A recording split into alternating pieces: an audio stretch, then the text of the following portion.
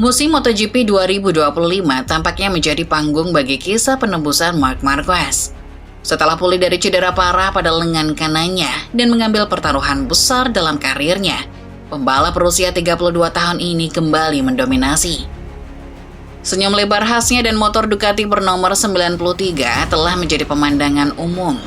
Dengan raihan 6 kemenangan balapan utama dan 9 kemenangan sprint hingga seri ke-10 Assen Belanda. Namun, di balik dominasi motor Ducati merah milik Marc, seringkali ada motor Ducati biru yang membuntutinya. Senyum yang sama dan nama keluarga yang sama di buku rekor. Alex Marquez yang 3 tahun lebih muda dari Marc, hampir selalu berhasil naik podium bersama kakaknya dalam 9 dari 10 seri yang berlangsung. Alex bahkan berhasil memanfaatkan jatuhnya Marc di Jerez untuk meraih kemenangan pertamanya di kelas MotoGP. Selain momen itu, Alex juga mengendarai Ducati GP24, motor juara dunia 2024. Seolah-olah mengambil peran sebagai adik yang patuh, yang selalu berada di belakang kakaknya yang menggunakan motor pabrikan GP25 terbaru.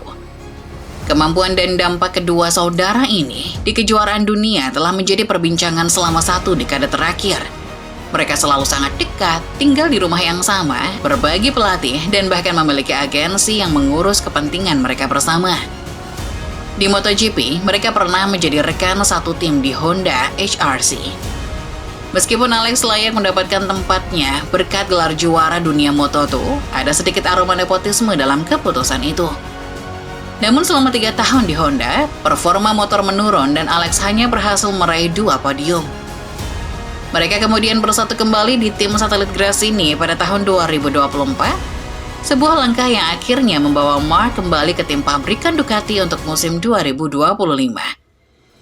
Kini di tahun 2025, keduanya memiliki motor terbaik di grid yang memungkinkan mereka untuk bersaing di level tertinggi. Di awal musim, Marc dan Alex berulang kali finish di posisi 1-2. Setelah beberapa kali menjadi yang kedua, Alex mulai menunjukkan rasa frustasinya terhadap pertanyaan media yang selalu sama. Ia merasa tidak dihormati ketika ditanya kapan ia akan berhenti menghormati kakaknya di lintasan. Alex menegaskan bahwa sebagai seorang pembalap profesional, ia selalu memberikan 100% kemampuannya untuk tim dan sponsor. Ia mengakui akan selalu memiliki rasa hormat ekstra saat menyalip kakaknya, tetapi ia adalah orang pertama yang ingin mengalahkannya. Alex merasa ia lebih realistis daripada siapapun karena ia mengenal betul kekuatan Marc dan tidak punya masalah untuk belajar darinya. Kesempatan emas bagi Alex datang di Spanyol. Ketika Marc terjatuh, Alex yang saat itu memimpin klasemen berkat konsistensinya, berhasil memanfaatkan momen tersebut untuk meraih kemenangan perdananya. Ia mengaku bahwa saat melihat Marc jatuh, ia tahu bahwa hari itu adalah harinya untuk menang. Meski begitu, di seri-seri berikutnya, pola yang sama kembali terulang. Marc di posisi pertama, Alex di posisi kedua. Alex mengungkapkan bahwa ia telah mencoba segalanya dan mengambil lebih banyak resiko dari sebelumnya.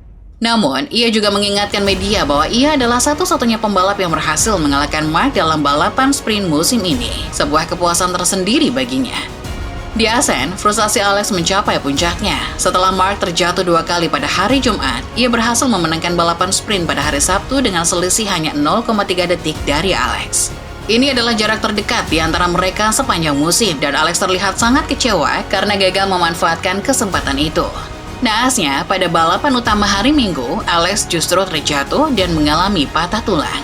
Setelah balapan, Marc membela adiknya dari kritik yang ia anggap tidak adil.